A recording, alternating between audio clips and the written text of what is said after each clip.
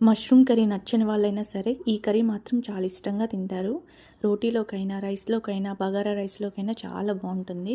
First మష్రూమ్స్‌ని సన్నగా cut చేసుకొని hot వాటర్‌లో వాష్ చేసుకోవాలి. ఒక ప్యాన్‌లో ఆయిల్, ఇంకా స్పైసెస్, పోపు దినుసులు, ఆనియన్స్, కొద్దిగా కరివేపాకు వేసుకొని ఒక 2 మినిట్స్ ఫ్రై చేసుకొని అందులోనే అల్లం వెల్లుల్లి పేస్ట్, ఇంకా కొద్దిగా పసుపు వేసుకొని మష్రూమ్స్ కూడా వేసుకోవాలి. మష్రూమ్స్ ఒక 5 మినిట్స్ మగ్గించుకోవాలి. కొన్ని జీడిపప్పుల్ని నెయ్యిలో వేయించేసుకొని మిక్సీ చేసుకోవాలి. మిక్సీ చేసుకున్న తర్వాత అందులోనే ఒక 4, 5 టొమాటోస్, కొద్దిగా చింతపండు కూడా వేసుకొని స్మూత్గా గ్రైండ్ చేసుకోవాలి. ఇప్పుడు ఆ పేస్ట్ని మష్రూమ్స్లో వేసుకొని ఒక 10 మినిట్స్ పాటు మీడియం ఫ్లేమ్లో కుక్ చేయాలి.